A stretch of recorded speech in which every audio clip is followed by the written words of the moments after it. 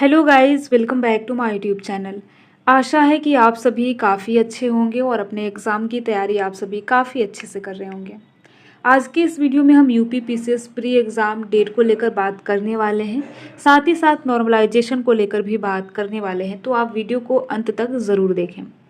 इन दिनों आप सभी ने देखा होगा कुछ अभ्यर्थी ज्ञापन सौंपने आयोग गए, लेकिन अभ्यर्थियों का जो ज्ञापन है आयोग के द्वारा अस्वीकार कर दिया गया है।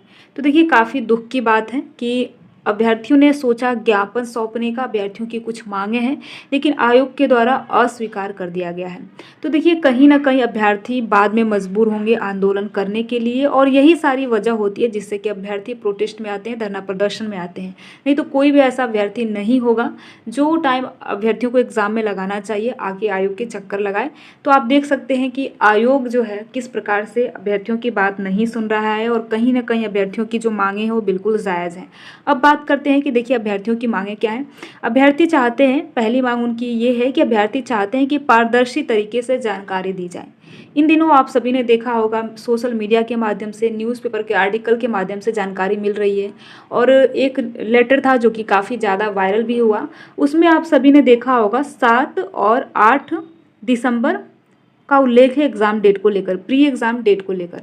तो अभ्यर्थी यही चाहते हैं कि ये जो जानकारी इधर उधर से मिल रही है यही आयोग के ऑफिशियल वेबसाइट पर अभ्यर्थियों को दी जाए, जिससे कि पारदर्शी तरीके से जानकारी अभ्यर्थियों तक पहुंचे और अभ्यर्थी उस पर विश्वास कर सकें। तो इस तरीके की सारी चीज़ें चल रही है। तो देखिए एक लेटर था जिसमें लिखा गया था कि इसकी गोपनीयता को भंग न किया जाए, लेकिन आप सभी ने देखा होगा वो लेटर खूब वायरल हुआ है।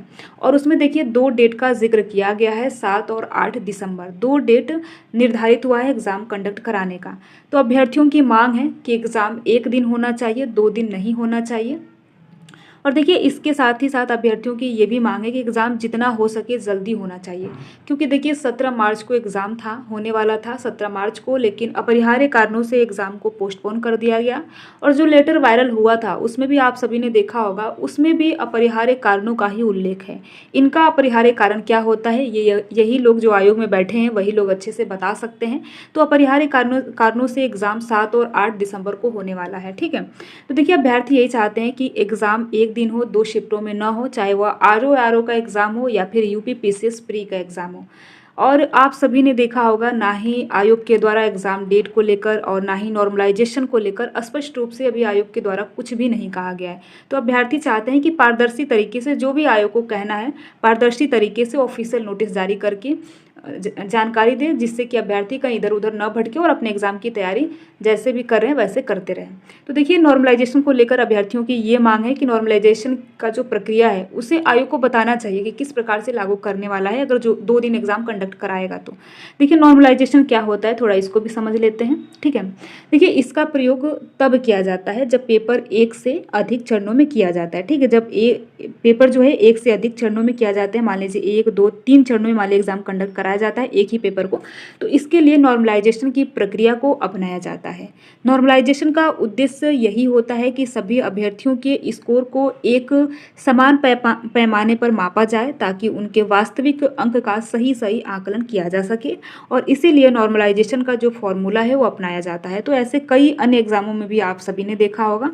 तो अभ्यर्थियों की ये मांग है कि किस प्रकार से नॉर्मलाइजेशन की प्रक्रिया को अपना रहे हैं, कम से कम बताएं तो सही। तो आप सभी ने देखा होगा आयोग के द्वारा इस पर कुछ भी नहीं कहा जा रहा है। और एक बात ये भी है कि देखिए जब नॉर्मलाइजेशन की प्रक्रिया को अपनाई जाती है तो ये भी होता है कि ये जो भर्ती है वो कोर्ट में चली जाती है, और कोर्ट में चली जाती है तो आप सभी को पता ही है कितना टाइम लगता है, बहुत ज़्यादा टाइम लगता है, और भर्ती कंप्लीट भी नहीं होती। तो इसीलिए आयोग चाहते हैं, आप सभी ने देखा होगा ऐसे ही 1 साल लेट हो गया है, तो अभ्यर्थी चाहते हैं कि नॉर्मलाइजेशन का ये सारी चीज़ें देखने को ना मिले, एग्ज़ाम केवल व केवल एक ही दिन कराया जाए जैसे पहले कराया जाता था। तो अभ्यर्थियों की ये मांग है, और देखिए ये मांग बिल्कुल जायज़ है। अगर आयोग अभ्यर्थियों की बात को नहीं मानता है तो फिर अभ्यर्थी जो है आंदोलन करने पर निश्चित तौर पर मजबूर होंगे, और उनका जो आंदोलन है वो बिल्कुल जायज़ भी रहेगा। क्योंकि देखिए आयोग को बात करना चाहिए, चाहे अभ्यर्थी अगर ज्ञापन सौंप रहे हैं तो कम से कम आयोग को ज्ञापन लेना चाहिए। आप सभी ने देखा होगा जो 10-20 की संख्या में अभ्यर्थी वहां पर आयोग पहुंचे थे ज्ञापन देने, तो कोई अधिकारी आयोग का अभ्यर्थियों से संवाद करने के लिए नहीं आया। कम से कम वार्तालाप तो करना चाहिए आयोग के किसी भी अधिकारी को, लेकिन ऐसी कोई चीज़ें देखने को नहीं मिली, ये काफ़ी दुख की बात है। तो अगर आयोग अभ्यर्थियों की बात को नहीं मानता है, एग्ज़ाम एक दिन नहीं कंडक्ट कराता है, तो फिर अभ्यर्थी जो है आंदोलन करने पर मजबूर होंगे। वीडियो में लास्ट तक बने रहने के लिए आप सभी का बहुत बहुत धन्यवाद। अगर आपको ये वीडियो अच्छा लगा हो, इस वीडियो की जानकारी अगर आपको अच्छी लगी हो, तो वीडियो को लाइक कर सकते हैं। Thank you.